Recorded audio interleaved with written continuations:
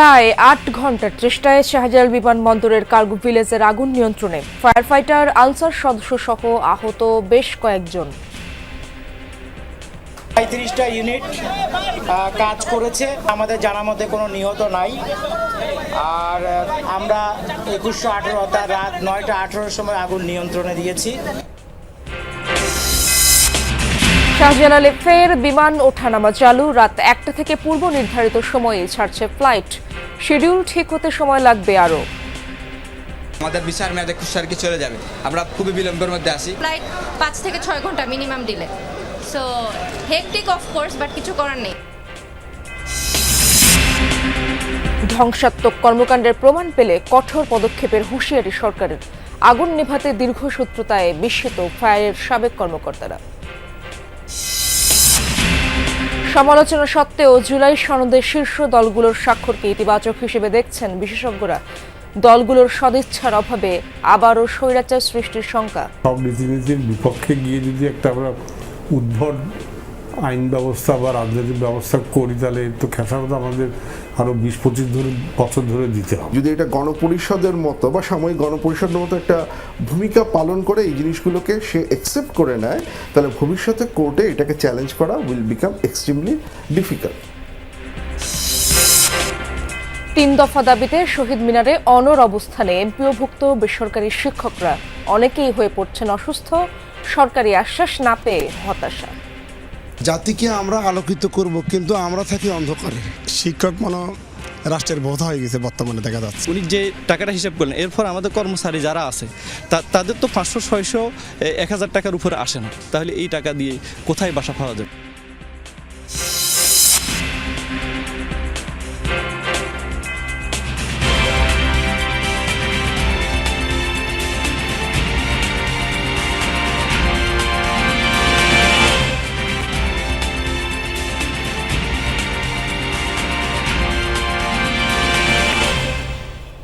আমন্ত্রণ যমুনা নিউজে, আপনাদের সঙ্গে আছি আমি ইশরাত জাহান।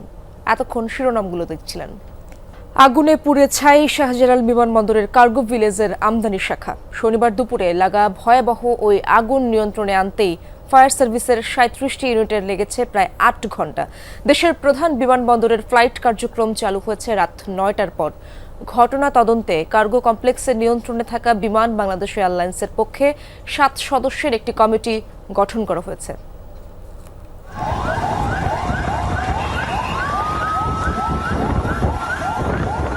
দেশে বিমানবন্দরের ইতিহাসের ভয়াবহ আগুনের সূত্রপাত শনিবার দুপুরের দিকে। কার্গো ভিলেজের কুরিয়ার সেকশনের উত্তর প্রান্তে কালো ধোঁয়ার কুণ্ডলী দেখে ছড়িয়ে পড়ে আতঙ্ক। প্রথম দিকে বিমানবন্দরের ফায়ার সার্ভিসের ২টি ইউনিট এসে ব্যর্থ হয়। তলব করা হয় বন্দরের আশপাশের ফায়ার সার্ভিসের অন্য ইউনিটগুলোকে। ততক্ষণে আগুন ছড়িয়ে পড়ে পুরো কার্গো কমপ্লেক্সে। কালো ধোঁয়ায় আচ্ছন্ন হয়ে পড়ে বিমানবন্দর এলাকা। কুরিয়ার গেট থেকে আগুনটা লাগছে, তারপরে আপনার কুরিয়ার গেট থেকে আগুনটা যদি লিবেল হইতে ১০-১৫ মিনিটে হয়তো বা যদি এই এক পানালা আছে এখানে, আর এখানে ওই যে আপনার পরোটা রুটি বুটি বেসে, ও বললো যে আমাদের যদি ঢুকতে দিত তাই ১০ থেকে ১৫ মিনিটের ভিতরে আমরা ১০-১৫ মিনিট লাগবে না, ৫-১০ মিনিটের ভিতরে আমরা ওটা লিবিত পারতাম। আমরা যেভাবে দেখছি, ওরা যেভাবে দেখছে, যদি ওকে যাইতে দিত, কিন্তু ওরা যাইতে দেয় না, যার কোনো ওরা যায়ও না, এবং ওখান থেকে লাইগা তাৎক্ষণিক এদিক ঢুকে গেছে। বন্ধ হয়ে যায় সব ধরনের বিমান ওঠানামা। ঢাকায় অবতরণ করতে আসা বেশ কয়েকটি আন্তর্জাতিক ফ্লাইটকে ফিরিয়ে দেওয়া হয় সিলেট ও চট্টগ্রামে। সরিয়ে ফেলা হয় পার্কিং এরিয়ায় থাকা সমস্ত উড়োজাহাজ। ভয়াবহ আগুন নেভাতে যোগ দেয় বিমান বাহিনী, সেনা ও নৌ সদস্যরা। বিভিন্ন স্বেচ্ছাসেবী সংগঠনও ছুটে আসে ঘটনাস্থলে। সেনাবাহিনীর শক্ত অবস্থানের পরও উৎসুক জনতাকে ঠেকাতে হিমশিম খেতে হয় আইন শৃঙ্খলা বাহিনীকে। টানা ৮ ঘন্টার মাথায় আগুন নিয়ন্ত্রণে আসার ঘোষণা দেয় ফায়ার সার্ভিসের মহাপরিচালক। এখন পর্যন্ত আমাদের ৩৭টা ইউনিট কাজ করেছে, এবং এর মধ্যে এখন পর্যন্ত আমাদের জানার মধ্যে কোনো নিহত নাই। আর আমরা ২১১৮ অর্থাৎ রাত ৯টা ১৮-র সময় আগুন নিয়ন্ত্রণে দিয়েছি। বর্তমানে আমরা নির্বাপনের কাজ করছি। আগুন আমাদের সম্পূর্ণ নিয়ন্ত্রণে আছে। এর আগে ভয়াবহ এই আগুন নেভাতে গিয়ে আহত হয়েছেন বেশ কয়েকজন ফায়ার কর্মী ও আনসার সদস্য। তাদের নেওয়া হয় সিএমএইচ সহ বিভিন্ন হাসপাতালে। আগুন নিয়ন্ত্রণ করতে গিয়ে বাংলাদেশ বিমান বাহিনীর একজন ফায়ার ফাইটার আহত হয়ে কুর্মিটোলা জেনারেল হাসপাতালে চিকিৎসাধীন অবস্থায় আছেন। একই সাথে এই মুহূর্তে বাংলাদেশ বিমান বাহিনীর প্রায় 500 সদস্য এবং প্রয়োজনীয় সংখ্যক ফায়ার ইকুইপমেন্ট সহ ফায়ার ভেহিকেল এবং ক্র্যাশ টেন্ডার, ডোমেস্টিক টেন্ডার, এগুলো সবই বিমান বাহিনীর পক্ষ থেকে প্রস্তুত রাখা আছে শুধুমাত্র কোনো অনাকাঙ্ক্ষিত অপ্রত্যাশিত ঘটনা মোকাবেলা করার জন্য। এত স্পর্শকাতর একটি জায়গায় কিভাবে আগুন এত দ্রুত ছড়িয়ে পড়ে, কেন সেই আগুন বা এই ধরনের দুর্ঘটনা থেকে রক্ষার জন্য নিরাপত্তার জন্য পর্যাপ্ত ব্যবস্থা ছিল না, এবং কেন আগুন প্রতিটি কক্ষ থেকে কক্ষ, সেল থেকে সেল সব জায়গায় এরকম দ্রুত ছড়িয়ে পড়েছে, সেটাও নিশ্চয়ই তদন্তের দাবি রাখে। কার্গো কমপ্লেক্সের মূল দায়িত্ব ও নিয়ন্ত্রক বিমান বাংলাদেশ এয়ারলাইন্স। রাষ্ট্রীয় এই উড়োজাহাজ সংস্থাটির ফ্লাইট সেফটি পরিচালককে প্রধান করে 7 সদস্যের গঠন করা কমিটি তদন্ত করবে পুরো ঘটনা। আব্দুল্লাহ তুহিন, যমুনা নিউজ, ঢাকা। দর্শক, হযরত শাহজালাল আন্তর্জাতিক বিমানবন্দরে যেতে চাই, সেখানে রয়েছেন আমার সহকর্মী ফয়সাল মাহমুদ। ফয়সাল, রাতভর আগুন নেভানোর লড়াইয়ের পর সকালের দৃশ্য কেমন দেখছেন আপনি? শিডিউল বিপর্যয় কি এখন পর্যন্ত ঠিক হলো কিনা? কখন নাগাদ ঠিক হতে পারে?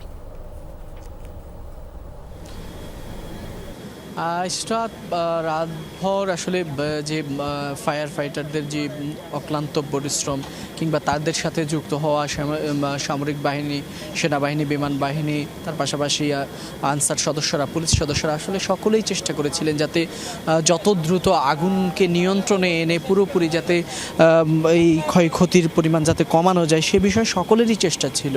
কিন্তু সকালে যদিও আগুন রাত 9টার মধ্যেই নিয়ন্ত্রণে চলে আসে, তবে এখনও পর্যন্ত আমরা দেখতে পাচ্ছি যে হযরত শাহজালাল আন্তর্জাতিক বিমানবন্দরের যে কার্গো ভিলেজটি রয়েছে সেখানে কিন্তু ভেতর থেকে এখনও ধোঁয়া বেরোচ্ছে। যেহেতু আপনি জানেন যে রাত 9টা বাজে আগুন নিয়ন্ত্রণে আসলেও পুরোপুরি কিন্তু আগুন নিভে যায়নি। ভেতরে কিছু কিছু জায়গায় এখনও ফায়ার সার্ভিসের কর্মীরা চেষ্টা করছেন, যে সকল জায়গাগুলোতে এখনও ধোঁয়া বেরোচ্ছে। আমরা জানি যে এখানে যেহেতু জানেন যে আমদানি পণ্যগুলো কিন্তু এই হাউসটিতে ছিল, সেখানে কিন্তু বিভিন্ন কেমিক্যাল কিংবা বিভিন্ন ফ্যাব্রিক, তারপর অসংখ্য আমদানি পণ্য ছিল, যার কারণে কিন্তু সেখানে অগ্নিকাণ্ডের ঘটনাটি ঘটেছে এবং খুব দ্রুতই সেটা বিস্তার লাভ করেছে, যার ফলে সে আগুনগুলো কিন্তু পরে কিংবা আগুনের যে ভয়াবহতা সেটি আরো বেড়ে যায়। ফলে সেই জায়গাগুলোতে কিন্তু ফায়ার সার্ভিসের কর্মীরা তারা প্রবেশ করে সেখানেই কিন্তু আগুন নিয়ন্ত্রণের নেভানোর চেষ্টা করছেন কিংবা পুরোপুরি আগুন নির্বাপনের চেষ্টা করে যাচ্ছেন। আগুন নির্বাপনের চেষ্টা করে যাচ্ছেন।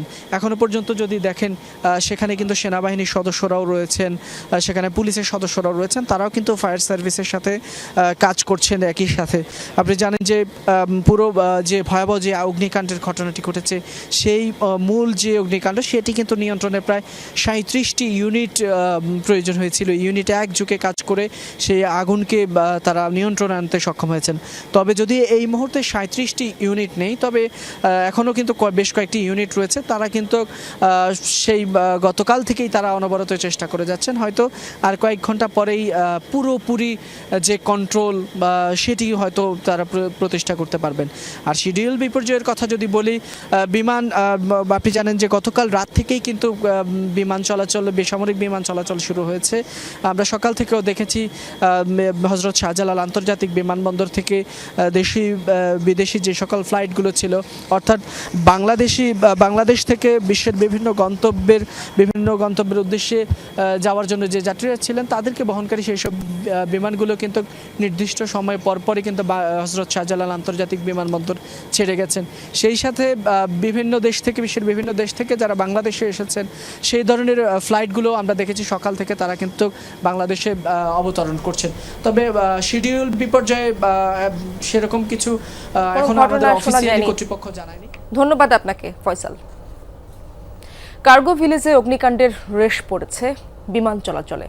শনিবার বিকেল 3টা থেকে প্রায় 6 ঘন্টা শাহজালাল আন্তর্জাতিক বিমানবন্দরে বিমান উড্ডয়ন ও অবতরণ বন্ধ ছিল। এতে চরম ভোগান্তিতে পড়েন যাত্রীরা। এ সময় চট্টগ্রাম ও সিলেট বিমানবন্দরে অবতরণ করে বিভিন্ন দেশ থেকে আসা ফ্লাইটগুলো। পরে আগুন নিয়ন্ত্রণে এলে রাত 9টার পর শাহজালালে শুরু হয় বিমান চলাচল। সব পুড়ে গেছে, কিছু অবশিষ্ট নেই, কিছু অবশিষ্ট নেই ভাই, আমরা পথে বসে গেছি, আমরা পথে বসে গেছি। লেলিহান অগ্নিশিখায় কারো কারো স্বপ্ন হয়েছে দগ্ধ, পুড়ে ছাই হয়েছে বিদেশ থেকে আমদানি করা পণ্য। তাদের অস্ত্রজলে নেভেনি হযরত শাহজালাল আন্তর্জাতিক বিমানবন্দরের কার্গো ভিলেজের আগুন। যখন নিভেছে তখন আর কোনো কিছুর অস্তিত্ব নেই। ওদিকে থমকে যায় বিমানবন্দরের অন্যান্য কার্যক্রম। দুপুর 3টা থেকে রাত 9টা নামেনি কোনো ফ্লাইট, ডানা মেলেনি কোনো উড়োজাহাজ। এই ক্ষতির দিনে ভোগান্তির গল্প বিদেশগামী মানুষের। কেউ সকাল থেকে, কেউ দুপুর থেকে বিমানবন্দরে বিমানের অপেক্ষায় থেকেও জানেন না গন্তব্যের উদ্দেশ্যে কখন উড়াল দিতে পারবেন। বেজিং হয়ে দক্ষিণ কোরিয়াতে যাব। এখন কি অবস্থা, কি জানাইছে? এখন ভিতরে ঢুকলাম, কর্তৃপক্ষ আমাকে বললো যে আগামীকাল 11টার মধ্যে আসতে, 2টার দিকে ফ্লাইট দেওয়ার সম্ভাবনা। টাইম তো ওয়েস্ট হয়েছে, আর হয়রানিতে আছে বাসা থেকে আসা আবার যাওয়া। নির্দিষ্ট কোনো টাইম দিতে পারতেছে না ফ্লাইট কখন হবে, তো এটা হয়তো 2-1 দিন মানে পরও হইতে পারে। আমাদের বিচার মেয়াদে খুশি আর কি চলে যাবে।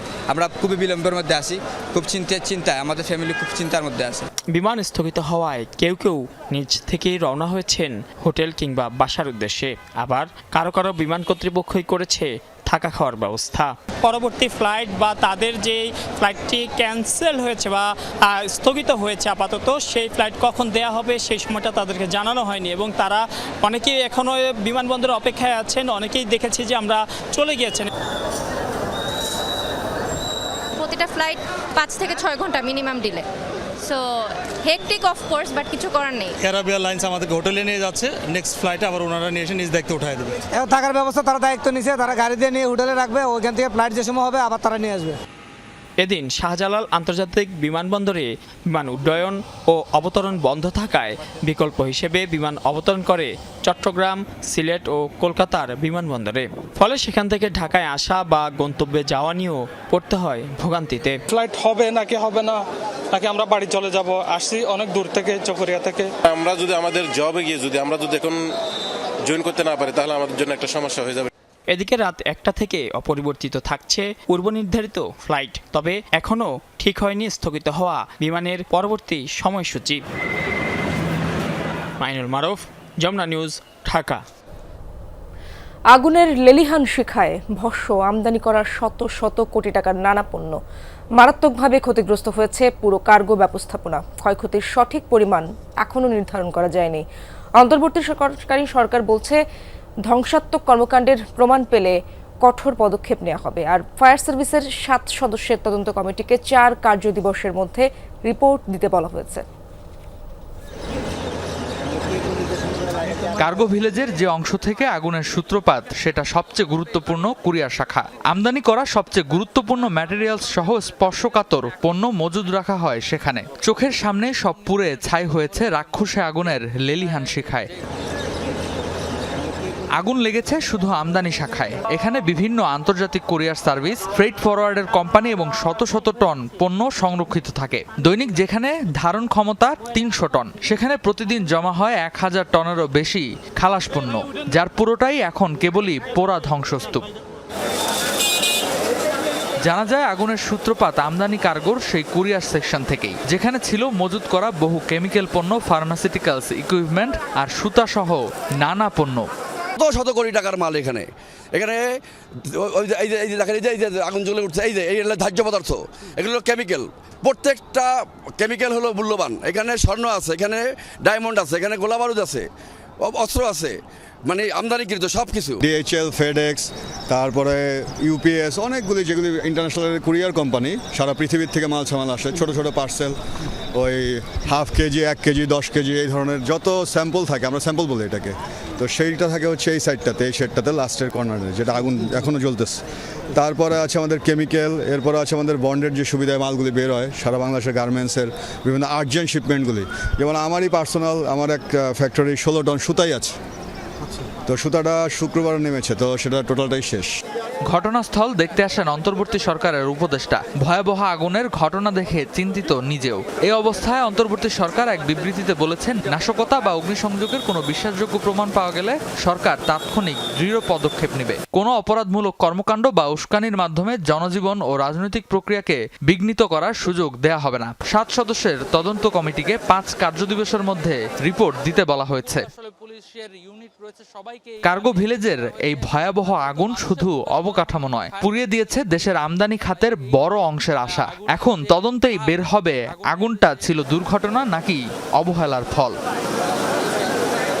রেদওয়ান আহমেদ, যমুনা নিউজ, ঢাকা। কার্গো ভিলেজের অগ্নিকাণ্ডের কারণ খতিয়ে দেখা হবে, এমন মন্তব্য করেছেন বেসামরিক বিমান পরিবহন ও পর্যটন এবং বাণিজ্য উপদেষ্টা শেখ বশিরউদ্দিন। তবে আগুন নেভাতে দীর্ঘসূত্রতায় বিস্ময় প্রকাশ করেছেন ফায়ার সার্ভিসের সাবেক মহাপরিচালকরা। পাশাপাশি স্পর্শকাতর এলাকায় আগুন নেভাতে কেন এত সময় লেগেছে তা নিয়েও প্রশ্ন তুলেছেন তারা।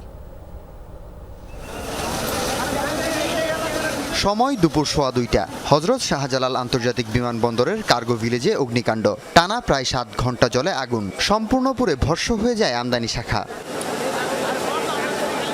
ঘটনাস্থল পরিদর্শন করতে যান বেসামরিক বিমান পরিবহন ও পর্যটন এবং বাণিজ্য উপদেষ্টা শেখ বশিরউদ্দিন। তিনি বলেন, অগ্নিকাণ্ডের কারণ খতিয়ে দেখা হবে। এত বড় একটা দুর্ঘটনা জাতীয় জায়গায় আমরা মানে সর্বোচ্চ পর্যায়ের আমরা কমিটি গঠন করে আমরা এটার ব্যাপারে বিশ্লেষণ করব। 7-8টা মোটা দাগের ক্যাটাগরির একটা স্টেটমেন্ট আমি তৈরি করতে বলেছি, যেটা ঘণ্টাখানিক বাদে, যেহেতু আগুন এখন নিয়ন্ত্রণে আসছে, আমাদের ইমিডিয়েট লক্ষ্য হচ্ছে অপারেশনকে কত দ্রুত আমরা চালু করতে পারি। ফায়ার সার্ভিস ও সিভিল ডিফেন্সের সাবেক মহাপরিচালক আলী আহমেদ খান জানান, এর আগেও এ ধরনের ঘটনা ঘটেছে, তবে এখান থেকে কোনো শিক্ষা নেয়নি তারা। ফায়ার ফাইটারদের সক্ষমতার অভাব রয়েছে বলেও জানান আরেক সাবেক মহাপরিচালক আবু নাইম মোহাম্মদ শহীদুল্লাহ। আমি বলবো এটা একটা বড় একটা অব্যবস্থাপনা। এই অব্যবস্থাপনার কিন্তু এই গাফলতি কিন্তু আমি বলবো এর আগে ঘটেছিল, কিন্তু আগুনটা লেগেছে, তারা কিন্তু কখনো শিক্ষা নিল না। আসলে একটা বড় একটা আর আমি বলবো যে এখানে অবশ্যই এই বিভিন্ন অর্গানাইজেশন কাজ করে। অনেকে বলতে পারে যে এখানে সাপোর্টেজ হয়েছে কিনা, সাপোর্টেজ যদি হতেও পারে তাহলে তো বলবো, যদি সাপোর্টেজ যদি কেউ করেও থাকে তবে এখন তাহলে বলবো যে এখানে গোয়েন্দা গাফলতি রয়েছে। যারা গোয়েন্দা, যারা এয়ারপোর্টে বিভিন্ন সংস্থা কাজ করে, তারা কি ঠিক মতো কাজ করতে পেরেছে? আসলে আমাদের দুর্বলতা রয়েছে দুই ভাবে।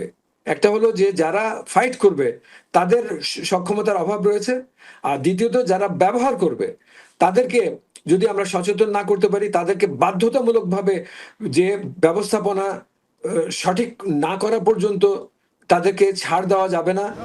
এটি একটি বড় অব্যবস্থাপনা। যদি কেউ এই আগুন লাগিয়েও থাকে তাহলে গোয়েন্দাদের গাফিলতি রয়েছে বলে মন্তব্য করেছেন তারা। হাসিবুল করিম বিজয়, যমুনা নিউজ, ঢাকা। জুলাই সনদে ভালো কথা থাকলেও রাজনৈতিক দলগুলোর সদিচ্ছার অভাবে আবারও স্বৈরাচার সৃষ্টি হতে পারে, এমনটাই ভাবছেন সংবিধান ও প্রশাসন বিশেষজ্ঞরা। সেক্ষেত্রে দলগুলোর কার্যকর অঙ্গীকার আদায়ে অন্তর্বর্তী সরকার এবং ঐকমত্য কমিশন অনেকটাই ব্যর্থ বলে মনে করেন তারা। বলছেন, সনদ স্বাক্ষর অনুষ্ঠানই এর বড় প্রমাণ।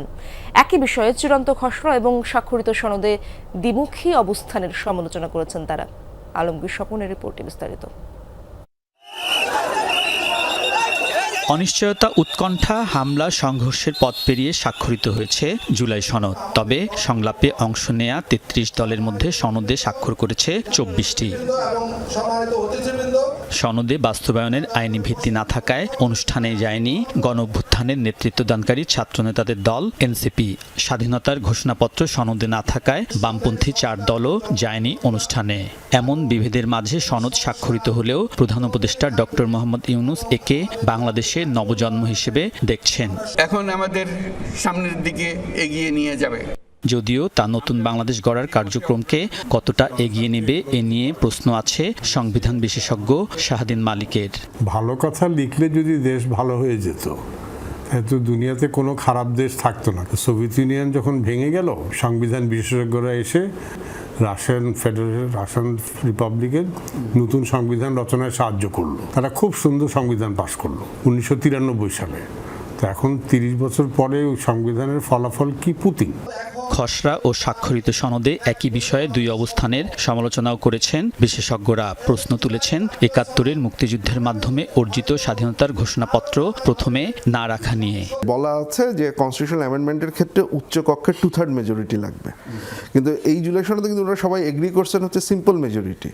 তো ওনারা যখন লিখছেন তখন এই যে 2/3 আর সিম্পল এই চেঞ্জটাও কিন্তু হচ্ছে করেন। জুলাই সনদে বলা হচ্ছে যে স্বাধীনতার ঘোষণাপত্রে যে সাম্য, সামাজিক ন্যায় বিচার এবং হচ্ছে মানবিক মর্যাদার কথা বলা আছে, তার ভিত্তিতে আমরা রাষ্ট্র তৈরি করব। আপনি এই কথা বলছেন, আবার 150-এর 2-এ 7ম তফসিলে যে মুজিবনগর ঘোষণাপত্র ছিল সেটাকে আপনি বাদ দেওয়ার কথা বলছেন। তো দুটো জিনিস তো কন্ট্রাডিক্টরি হয়ে যাচ্ছে। জুলাই সনদটা কি সংবিধানের উপরে হবে? ওইটাই যদি হয় তাহলে তার সংবিধানের জায়গায় থাকবে না। এইটা ৭১ আর ২৪ করে মুখোমুখি দাঁড় করালে দেশটার আগামী ভবিষ্যৎ খুবই অস্থিতিশীল। তবে সমালোচনা সত্ত্বেও শীর্ষ দলগুলোর এক হয়ে সনদ স্বাক্ষরকে ইতিবাচক হিসেবে দেখছেন বিশেষজ্ঞরা।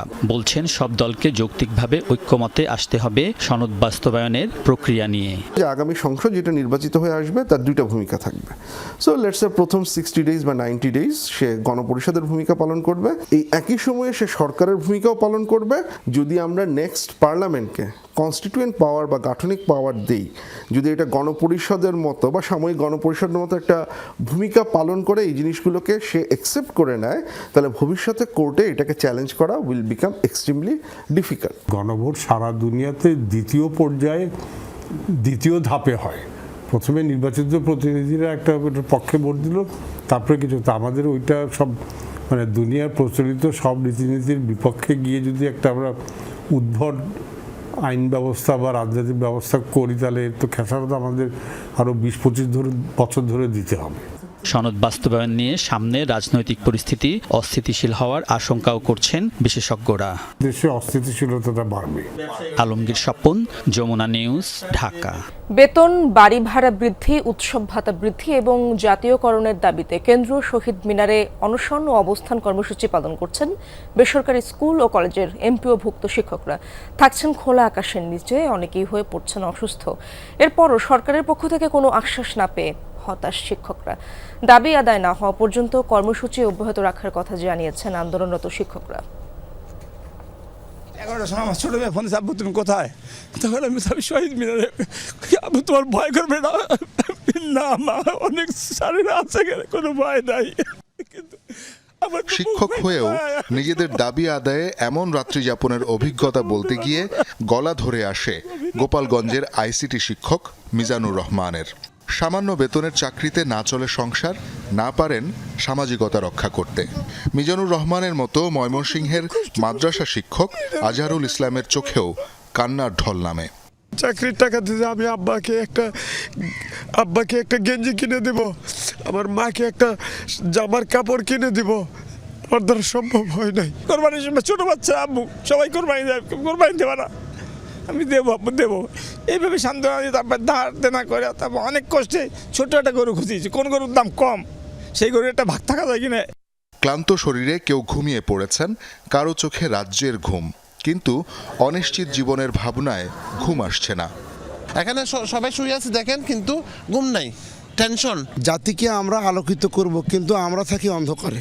শিক্ষক মনে রাষ্ট্রের বোধ হয়ে গেছে বর্তমানে, দেখা যাচ্ছে খাইতে গেলে গলা দিয়ে খাবার ঢুকে না।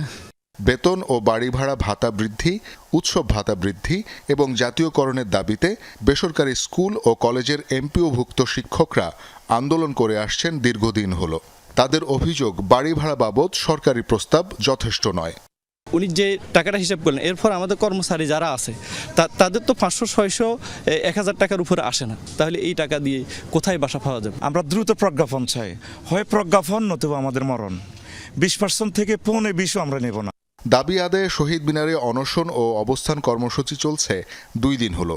এরই মধ্যে অসুস্থ হয়ে হাসপাতালে ভর্তি হয়েছেন বেশ কয়েকজন শিক্ষক। আজকে 2 দিন যাবত আমরা অনশনে আছি, আমরা না খাই, আমাদের অনেকে অসুস্থ আছে। আমার যে অভিজ্ঞতা, আমি কাকে দেবো, কিভাবে দেবো? কোন ছাত্রকে দিতে গেলেও তো আমার শারীরিক সে সক্ষমতা লাগবে। আমি বাজারে গেলে যদি একটা তরকারি কিনতে না পারি। দাবি মেনে না নিলে কঠোর আন্দোলনের হুঁশিয়ারি দেন আন্দোলনকারী শিক্ষকদের নেতা। প্রজ্ঞাপন না নিয়ে আমরা এখান থেকে যাব না। আমাদের সিদ্ধান্ত এরকম এমনও হতে পারে আমাদের এই দাবিটা এক সময় আর এই 3টা দাবিতে সীমাবদ্ধ থাকবে না, হয়তো আমরা এক দফা এক দাবি জাতীয়করণে আমরা দাবিতে চলে যেতে পারি। শিক্ষকদের প্রত্যাশা অচিরেই দাবি পূরণ করে তাদেরকে শ্রেণীকক্ষে ফেরত পাঠাতে উদ্যোগী হবে সরকার। শওকত মঞ্জুর শান্ত, যমুনা নিউজ, ঢাকা। হবিগঞ্জের নবীগঞ্জে ওজনে মিষ্টি কম দেয়াকে কেন্দ্র করে টর্চ জ্বালিয়ে সংঘর্ষে জড়িয়েছে 2 গ্রামবাসী। এ ঘটনায় 50 জন আহত। শনিবার সন্ধ্যায় চন্দলপুর ও কালিয়ারভাঙ্গা গ্রামের লোকজন সংঘর্ষে জড়ায়। পুলিশ ও স্থানীয়রা জানায়, কয়েকদিন আগেই কালিয়ারভাঙ্গা গ্রামের সাদমান আহমেদ ইমন চন্দলপুর গ্রামের আমির উদ্দিনের দোকান থেকে মিষ্টি কেনেন। এ সময় ওজনে কম দেয়া নিয়ে তাদের মধ্যে বাকবিতণ্ডা হয়। পরে সাদমান বিষয়টি নিজের ফেসবুকে পোস্ট করেন। এরই জেরে শনিবার সন্ধ্যায় উভয় পক্ষের মধ্যে বাকবিতণ্ডা হয়। এক পর্যায়ে দেশীয় অস্ত্র নিয়ে সংঘর্ষে জড়ায় 2 গ্রামের মানুষজন। পুলিশ ঘটনাস্থলে পৌঁছে পরিস্থিতি নিয়ন্ত্রণে নেয়। আহতদের বিভিন্ন হাসপাতালে চিকিৎসাধীন অবস্থায় রয়েছেন। বর্তমানে পরিস্থিতি নিয়ন্ত্রণে মোতায়েন রয়েছে অতিরিক্ত পুলিশ সদস্য। আর শতভাগ বিদেশি কোম্পানি হিসেবে থাকতে পারছে না মোবাইল অপারেটররা। নতুন পলিসিতে বিদেশি বিনিয়োগের সীমা বেঁধে দেওয়া হয়েছে। এতে বিদেশি উদ্যোক্তাদের মধ্যে দেখা দিয়েছে আস্থাহীনতা। যদিও বিশেষ সহকারী বলছেন, এই খাতে স্থানীয় উদ্যোক্তাদের প্রবেশের বড় ধরনের সুযোগ তৈরি হলো। দ্রুত দেশ জুড়ে 5G সম্প্রসারণ এবং আগামী 3 বছরের মধ্যে 80% টাওয়ার ফাইবারাইজেশনের আওতায় আনতে হবে মোবাইল অপারেটরদের। এর পাশাপাশি আগামী বছর বিপুল পরিমাণ তরঙ্গ নবায়নেও ব্যয় করতে হবে হাজার হাজার কোটি টাকা। তাই আগামী কয়েক বছরে বড় ধরনের বিনিয়োগ করতে হবে অপারেটরদের। তবে অনেক বছর পর টেলিকম খাতে একসাথে এত বিপুল পরিমাণ বিদেশি বিনিয়োগের পথ মসৃণ নয়। নতুন টেলিকম পলিসিতে বিদেশি বিনিয়োগের সীমা বেঁধে দেওয়ায় বিনিয়োগকারীদের মধ্যে আস্থাহীনতা তৈরি হচ্ছে বলে অভিমত মোবাইল অপারেটরদের। একটা বিনিয়োগ বিরোধী একটা প্রভিশন আছে যে আপনি যখন শেয়ার হোল্ডারদেরকে লিমিট করে দিবেন তখন অবশ্যই শেয়ার হোল্ডাররা এই জায়গাটাতে একটা কনসার্ন তাতে থাকবে। এই রেস্ট্রিকশনসগুলো কিন্তু ইনভেস্টরদের মনের মধ্যে বিভিন্ন ধরনের কনসার্ন তৈরি করে যে ফিউচার আসলে কি হবে। নতুন নীতিমালায় মোবাইল অপারেটরদের লাইসেন্সে বিদেশি মালিকানা সর্বোচ্চ 85% পর্যন্ত সীমিত করা হয়েছে। কমপক্ষে 15% দেশীয় অংশীদারিত্ব ছাড়তে হবে। এই সিদ্ধান্তে দেশি উদ্যোক্তাদের জন্য সুযোগ হিসেবে দেখছেন প্রধান উপদেষ্টার ডাক ও টেলিযোগাযোগ বিষয়ক বিশেষ সহকারী। নতুন পলিসিতে চেষ্টা করেছি বিসিসিকে সীমিত কিছু ক্যাপিং করা। এখন বাংলাদেশের প্রধানতম যে অপারেটর তার এর চেয়ে বেশি আছে। দ্বিতীয় যে অপারেটর তার অলরেডি 10% মার্কেটে স্টক মার্কেটে আছে এবং আমরা যতটুকু জানি যে 2 বছরের যদি গেস পিরিয়ড দেয় আরও 10% নিয়ে তারা ইজিলি আসতে পারবে। আর তৃতীয় যে অপারেটর আছে তারাও 10% স্টেক এনলিস্ট করার চিন্তাভাবনা করছে এবং আমি মনে করি যে এর মাধ্যমে আসলে তাদের একটি দেশীয় ইন্টিগ্রেশন হবে। নতুন নীতিমালা বাস্তবায়ন হলে রবিকে আরও 5% এবং বাংলালিংকে 15% শেয়ার ছাড়তে হবে। এই মুহূর্তে এত বিপুল পরিমাণ শেয়ার ছেড়ে দেওয়া হলেও বাংলাদেশের বাজার প্রস্তুত নয় বলে দাবি মোবাইল অপারেটরদের। 15% যদি ডাইভার্স করা হয়, বাট যদিও এখানে মার্কেট নেই। আপনি যদি তথ্য নেন, আপনি যদি বাস্তবতা থেকে দেখেন, আপনি যদি ইতিহাস দেখেন, এখানে কিন্তু সেই মার্কেটটা নেই। কিন্তু জোর করে বলা হচ্ছে যে না এখানে কোনো সমস্যা হবে না। সো এই হাইপোথেটিক্যাল বেসিসের উপর কিন্তু কেউ ইনভেস্ট করবে না। এবং এই রেস্ট্রিকশনসগুলো gives a very different signals to foreign investors. বর্তমানে গ্রামীণ ফোনের 55.8% শেয়ার নরওয়ে ভিত্তিক প্রতিষ্ঠান টেলিনরের হাতে রয়েছে। বাকি 44.2% আছে দেশি উদ্যোক্তা ও সাধারণ শেয়ার হোল্ডারদের হাতে। রবির 90% শেয়ারের মালিক মালয়েশিয়ার আজিয়াটা গ্রুপ। পুঁজিবাজারে আছে 10%। বাংলালিংকের অংশীদারিত্বের শতভাগ দুবাই ভিত্তিক ভিয়নের কাছে। মাসুদুজ্জামান রবিন, যমুনা নিউজ, ঢাকা। লক্ষ্মীপুরে দিন দিন বেড়েই চলেছে কিশোর গ্যাংয়ের দৌরাত্ম্য। দিনে দুপুরেই চলে দেশীয় অস্ত্র নিয়ে মহড়া, সাথে মারামারি, হামলা, ভাঙচুর তো রয়েছে। এতে নিরাপত্তা শঙ্কায় জেলাবাসী। পুলিশ বলছে গেল 3 মাসেই গ্রেপ্তার করা হয়েছে 100 জনকে। গুরুত্বপূর্ণ স্থানে বাড়ানো হয়েছে টহল। তবে আইনের পাশাপাশি সামাজিক মানবিক মূল্যবোধ নিশ্চিতের তাগিদ সচেতন মহলের। দিনে দুপুরে দেশীয় অস্ত্র নিয়ে মহড়া, তো কোথাও আবার মারামারি, দোকানপাটে হামলা। লক্ষ্মীপুর জেলা জুড়েই এখন কিশোর গ্যাংয়ের দৌরাত্ম্য। আইনশৃঙ্খলা বাহিনীর তথ্য মতে লক্ষ্মীপুরে নামে বেনামে অন্তত 50টি কিশোর গ্যাং সক্রিয়। প্রতিটি গ্রুপেই রয়েছে 15 থেকে 20 জন করে। আধিপত্য ধরে রাখতে গ্যাং লিডারদের নির্দেশে মাদক কারবার, সংঘাত, ইফটিজিং সহ হেন কোনো অপরাধ নেই যা তারা করছে না ঘোষণা দিয়ে মোটরসাইকেলের বহর নিয়ে সড়ক মহাসড়ক দাপিয়ে বেড়াচ্ছে তারা।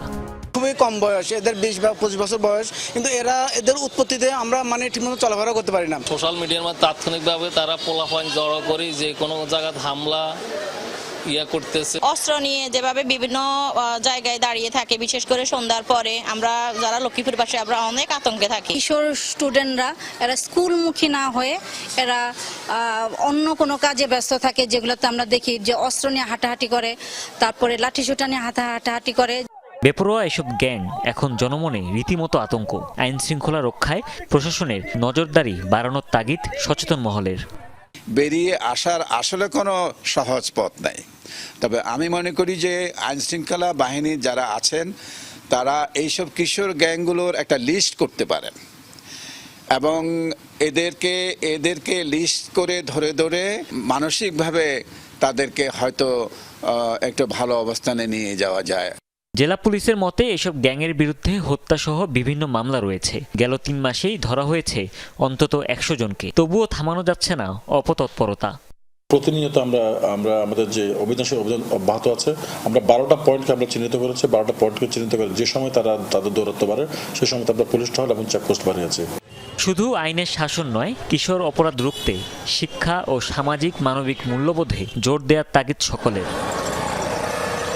হুমায়ুন রশিদ, যমুনা নিউজ।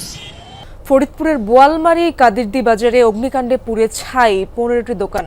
শনিবার মধ্যরাতে হয় এই ঘটনা। স্থানীয়রা জানায় বাজারে নাসির দর্জির দোকান থেকে আগুনের সূত্রপাত মুহূর্তে ছড়িয়ে পড়ে আশপাশের মুদি, ওষুধ, জুতা সহ অন্তত 15টি দোকানে। খবর পেয়ে স্থানীয় লোকজন মধুখালী ও বোয়ালমারী ফায়ার সার্ভিসের 2টি ইউনিট প্রায় 1.5 ঘন্টার চেষ্টায় আগুন নিয়ন্ত্রণে আনে। প্রাথমিক ধারণা বৈদ্যুতিক শর্ট সার্কিট থেকে অগ্নিকাণ্ডের সূত্রপাত। প্রায় 50 লাখ টাকার ক্ষয়ক্ষতি হয়েছে। বাংলাদেশ ওয়েস্ট ইন্ডিজ ওডিআই সিরিজের খবর। রিশাদ হোসেনের স্পিন ভেলকিকে লন্ডভন্ড উইন্ডিজের ব্যাটিং লাইন আপ। সিরিজের প্রথম ম্যাচে ক্যারিবীয়দের 74 রানে হারিয়ে 1-0 সিরিজে এগিয়ে গেল বাংলাদেশ। 207 রানের জবাবে 11 ওভার আগে 133 রানে গুটিয়ে যায় ড্যারেন সামির শিষ্যরা। ক্যারিয়ারের প্রথম 5 উইকেট, সৃষ্টিকর্তার প্রতি কৃতজ্ঞতা জানালেন রিশাদ হোসেন। রিশাদের 6 উইকেটে প্রথম ওয়ানডেতে ওয়েস্ট ইন্ডিজকে 84 রানে হারিয়েছে বাংলাদেশ দল। যদিও 208 রানের টার্গেটে ওপেনিং জুটিতেই 50 তুলে ম্যাচ জয়কে সময়ের ব্যাপার বানিয়ে ফেলেছিল ওয়েস্ট ইন্ডিজ। অ্যালিক আথানাজেকে আউট করে সেই মুহূর্তেই ব্রেক থ্রু আনেন রিশাদ। এরপর একে একে Keacy Carty, Brandon King, Sherfane Rutherford, Roston Chase. ক্যারিবিয়ানদের প্রথম 5 উইকেটের সবগুলোই এই লেগ স্পিনারের। ফলে প্রথমবার বাংলাদেশের হয়ে কোনো ডানহাতি স্পিনার ওয়ানডেতে 5 উইকেট পেলেন। পরে নিলেন আরও একটা। ম্যাচ জয়ের বাকি কাজটুকু সারেন অধিনায়ক মেহেদী হাসান মিরাজ, তানভীর ইসলাম আর মোস্তাফিজুর রহমান। তাতেই 82 রানে 2 উইকেট থেকে ক্যারিবিয়ানরা অল আউট 133-এ। এর আগে টসে হেরে ব্যাট করতে নেমে দ্বিতীয় ওভারেই 6 বলে 3 রান করা সাইফ হাসানকে হারায় বাংলাদেশ দল। পরের ওভারে 6 বলে 4 রান করে আউট। ফেব্রুয়ারির পর প্রথম ওয়ানডে খেলতে নামা সৌম্য সরকার। এরপর 71 রানের জুটি গড়েন নাজমুল হোসেন শান্ত ও তাওহিদ হৃদয়। বড় জুটি হলেও এই রান করতে তাদের লেগেছে পাক্কা 20 ওভার। চতুর্থ উইকেট জুটিতে হৃদয় আর ডেবিউটেন্ট মাহিদুল ইসলাম অঙ্কন মিলে 36 রান করতে খেলেছেন 12.5 ওভার। অঙ্কনের পর মিরাজকে নিয়ে গড়েন 43 রানের জুটি। 90 বলে 51 করেন হৃদয়। চতুর্থ বাংলাদেশি হিসেবে ওয়ানডে অভিষেকে 50 মিস করা অঙ্কন আউট হন 46 রান করে। একসময় মনে হচ্ছিল 50 ওভারে 180 রানই হবে না। রিশাদের 13 বলে 26 আর তানভীরের 4 বলে 9 রানে বাংলাদেশ করে 207। দিন শেষে সেটাই যথেষ্ট হয়। আফনান পিয়াল, যমুনা স্পোর্টস, ঢাকা। বাংলাদেশের প্রথম ডানহাতি স্পিনার হিসেবে ওয়ানডেতে 5 উইকেট নিয়েছেন রিশাদ হোসেন। এমন রেকর্ড গড়েও পা মাটিতে রাখছেন রিশাদ। বললেন এটি তার কাজ। বাইরে বসে থাকার সময় সাহস এবং তার পক্ষে কথা বলায় শান্তকে ধন্যবাদ জানান রিশাদ। আমার কাছে মনে হয় 6টায়, কারণ 6টা না হলে 6টা হইতো না। কাজ করবো কি না করতেছি তো এটা ইনশাল্লাহ ম্যাসেজ দেখবেন, এটা তো এখানে বলার কিছু নাই। আমি তো প্রায় দেখি নাই, কিছুই দেখি না আমি, তো আমি বলতে পারবো না যে কি হয়েছে না হয়েছে। না না 2020 সালে বাংলাদেশ যে অনূর্ধ্ব 19 বিশ্বকাপ জিতেছিল সেই ব্যাচের একজন সদস্য ছিলেন রিশাদ হোসেন। যদিও সেই বিশ্বকাপটা রিশাদের খেলা হয়নি, কিন্তু তিনি তো ওই ব্যাচেরই ক্রিকেটার। তার মধ্যে তো ওই চ্যাম্পিয়নের সত্তাটা বইছে। কেন তিনি চ্যাম্পিয়ন ক্রিকেটার আরও একবার তা প্রমাণ করলেন। মাঠের বাইরে যা কিছু হোক তিনি তা দেখেন না। পাশাপাশি এই যে 6 উইকেট নিয়ে বাংলাদেশ দলকে জেতালেন, তাতে তিনি খুব বেশি উচ্ছ্বসিত নন। তার কাছে এটা তার জব, এটাই তাকে করতে হবে, এজন্যই তিনি বাংলাদেশের ক্রিকেটার। এটা হচ্ছে আমার জব, তো এটা আমাকে করতে হবে। তো যেদিন সবাই একটু স্ট্রাগল করতেছিল, তো আমি চেষ্টা করছি যে আমার বেস্টটা দেওয়ার। এক সময় রিশাদ হোসেন কম্পিটিটিভ কোনো ক্রিকেটেই সুযোগ পেতেন না। সেই রিশাদকে ন্যাশনাল টিমে সুযোগ দিয়েছিলেন চান্দিকা হাথুরু সিংহে। আর পাকিস্তানের সাবেক লেগ স্পিনার বাংলাদেশের spin bowling coach Mushtaq Ahmed তাকে আরও শানিত করেছিলেন। তবে অধিনায়ক হিসেবে তাকে সুযোগটা দিয়েছিলেন নাজমুল হোসেন শান্ত। ক্যারিয়ারে প্রথমবার 5 উইকেট পাওয়ার পর সেই শান্তর প্রতিও কৃতজ্ঞতা প্রকাশ করলেন রিশাদ হোসেন। আসলে অবদান আমি তো বুঝতে পারবো না, আমি জাস্ট আমাকে টিমে নিছে, আমি আমার কাজ করতেছি। এবং শান্ত ভাই তখন ক্যাপ্টেন ছিল, অবশ্যই সাহস দিয়েছিল, যেহেতু as a young leg spinner হিসাবে আমি তখন উনি ছিল দায়িত্ব, তো উনি বলছিল যে ভয় নাই, সাহস নিয়ে করো, এই আর কি। বাংলাদেশের প্রথম ডানহাতি স্পিনার হিসেবে 5 উইকেট নিলেন রিশাদ হোসেন। রিশাদ আন্তর্জাতিক ক্রিকেটে যখন থেকে এসেছেন বিভিন্ন রেকর্ড গড়েছেন। বাংলাদেশে একজন লেগ স্পিনারের যে অভাব, সেই অভাব ঘুচিয়েছেন। লেগ স্পিনারের অভাবের সংসারে রীতিমতো প্রাচুর্য হয়ে ধরা দিয়েছেন রিশাদ। রিশাদ নিয়মিত রেকর্ড গড়ে যেতে চান, বাংলাদেশকে জিতিয়ে যেতে চান, এবং এটাই তার ক্যারিয়ারের সবচেয়ে বড় লক্ষ্য। Afnan Piyal, Jamuna sports, Mirpur Sher-e-Bangla stadium, Dhaka. আবারও যুদ্ধবিরতিতে সম্মত হলো পাকিস্তান ও আফগানিস্তান। কাতারের দোহায় বৈঠক শেষে আসে এই সিদ্ধান্ত। শনিবার মধ্যরাতে পাক আফগান সমঝোতার ঘোষণা দেয় কাতারের পররাষ্ট্র মন্ত্রণালয়। জানায় তুরস্ক ও কাতারের মধ্যস্থতায় সংঘাত বন্ধে রাজি হয়েছে দুদেশ। স্থায়ী যুদ্ধবিরতি কার্যকর এবং এর যথাযথ বাস্তবায়ন নিশ্চিতে ভবিষ্যতে আরও আলোচনার আশ্বাসও দিয়েছে দুপক্ষ। গেল বুধবার দুদেশের মাঝে 48 ঘন্টার যুদ্ধবিরতি ঘোষণা করা হলেও তা লঙ্ঘন করে পাকিস্তানে বিমান হামলা চালায় পাকিস্তান। আফগানিস্তানে বিমান হামলা চালায় পাকিস্তান। এর আগে আরও এক দফা সংঘাত বন্ধে সমঝোতা হলেও পরস্পরের বিরুদ্ধে হামলার অভিযোগ তোলে দুপক্ষ। তাই এবারও যুদ্ধবিরতি নিয়ে শঙ্কায় সীমান্তবর্তী মানুষ। সিরিয়ার স্বৈরশাসক বাশার আল আসাদের আমলে সরকার বিরোধী আন্দোলন দমাতে লাখো মানুষকে হত্যা করে দেয়া হয়েছিল গণকবর, যা জানাজানি হওয়ায় গোপনে দেহাবশেষ স্থানান্তর করা হয় দুর্গম মরুভূমিতে। সম্প্রতি বার্তা সংস্থা রয়টার্সের অনুসন্ধানী এক প্রতিবেদনে উঠে এসেছে আসাদ সরকারের নৃশংস এই কর্মকাণ্ডের খবর। অপারেশন মুভ আর্থ নামে দীর্ঘ 2 বছর ধরে চলে গোপনে মরদেহ স্থানান্তরের মিশন। গণকবর থেকে উদ্ধার করা হচ্ছে প্রায় 1.5 দশক আগে সিরিয়ার গৃহযুদ্ধের সময় আটক ও নিখোঁজ হওয়া বিক্ষোভকারীদের দেহাবশেষ। সম্প্রতি আন্তর্জাতিক ব্রিটিশ সংবাদ সংস্থা রয়টার্সের প্রকাশিত এক প্রতিবেদনে উঠে এসেছে চাঞ্চল্যকর সব তথ্য। 2011 সালে ক্ষমতাসীন স্বৈরশাসক বাশার আল আসাদের অত্যাচারে অতিষ্ঠ হয়ে প্রতিবাদ বিক্ষোভে ফেটে পড়ে দেশটির জনগণ। চলমান আন্দোলন থামাতে নৃশংস পদক্ষেপ নেয় আসাদ সরকার। দামেস্কের পূর্বে কুতাইফা শহরে হত্যার পর মাটিচাপা দেওয়া হয় সরকার বিরোধী আন্দোলনে আটক বহু বিক্ষোভকারীদের। ঘটনার কয়েক বছর পর আসাদ সরকারের এমন হিংস্রতার খবর প্রকাশ করে সিরিয়ার বেশ কয়েকটি গণমাধ্যম। গণহত্যার প্রমাণ মুছে নিজের কুকর্ম ধামাচাপা দিতে 2018 সালের শেষ দিকে সেনাবাহিনীকে মরদেহগুলো স্থানান্তরের নির্দেশ দেন বাশার আল আসাদ। অপারেশন মুভ আর্থ নাম দিয়ে 2019 সালের ফেব্রুয়ারি থেকে 2021 সালের এপ্রিল পর্যন্ত কুতাইফা শহর থেকে ধুমের মরুভূমির বিভিন্ন দুর্গম জায়গায় স্থানান্তর করা হয় দেহাবশেষ। এই কাজের সাথে সম্পৃক্তদের তথ্যে জানা যায় সপ্তাহে 4 রাত 6 থেকে 8 ট্রাক ভর্তি মাটির সাথে মিশিয়ে আনা হতো মানুষের দেহাবশেষ। এরপর তা পুঁতে ফেলা হতো বিস্তৃত মরুভূমির বিভিন্ন স্থানে। এখন পর্যন্ত আবিষ্কার করা হয়েছে 2 কিলোমিটার লম্বা অন্তত 34টি গর্ত।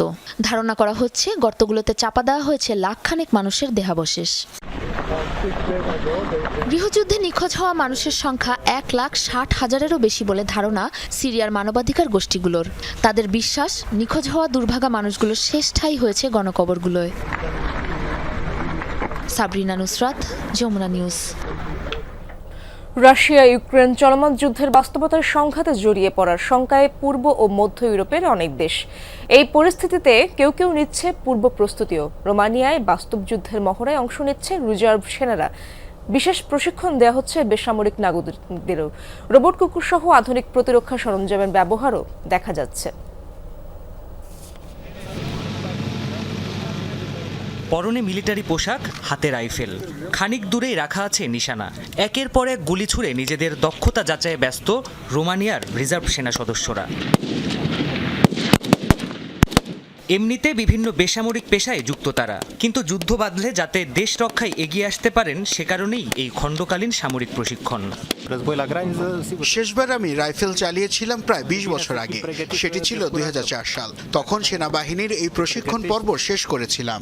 3.5 বছরেরও বেশি সময় ধরে যুদ্ধে জর্জরিত প্রতিবেশী দেশ ইউক্রেন। এ পরিস্থিতিতে নিজেদের সামরিক সক্ষমতা বৃদ্ধির দিকে মনোযোগ দিচ্ছে রোমানিয়ার মতো মধ্য ও পূর্ব ইউরোপের দেশগুলো। এ প্রেক্ষিতে রিজার্ভ বাহিনীকে প্রশিক্ষণ দিচ্ছে দেশটির সরকার। সেনাবাহিনীতে সংযুক্ত হচ্ছে আধুনিক প্রতিরক্ষা প্রযুক্তি। যতক্ষণ প্রতিবেশী দেশে যুদ্ধ চলছে ততক্ষণ আমরাও ঝুঁকিতে আছি। শত্রু মোকাবেলায় আমাদের প্রস্তুতি রাখাটাই স্বাভাবিক।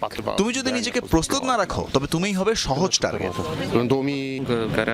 দ্বিতীয় বিশ্বযুদ্ধের পর মানুষ মূলত ভুলে গেছে একটা যুদ্ধ কি ভয়াবহ ক্ষতি সাধন করতে পারে। আশা করি আমাদের এমন পরিস্থিতির মুখোমুখি হতে হবে না। 2007 সালে বাধ্যতামূলক সেনা প্রশিক্ষণ বাতিল করেছিল রোমানিয়ান সরকার, কিন্তু পরিবর্তিত বিশ্ব রাজনীতিতে রিজার্ভ সেনাদের বাস্তব যুদ্ধের জন্য প্রস্তুত রাখছে দেশটির সেনাবাহিনী। প্রাণপ্রতিম কুণ্ডু, যমুনা নিউজ। দর্শক, এই ছিল যমুনা নিউজের আপডেটগুলো। এতক্ষণ যারা সঙ্গে ছিলেন সবাইকে ধন্যবাদ।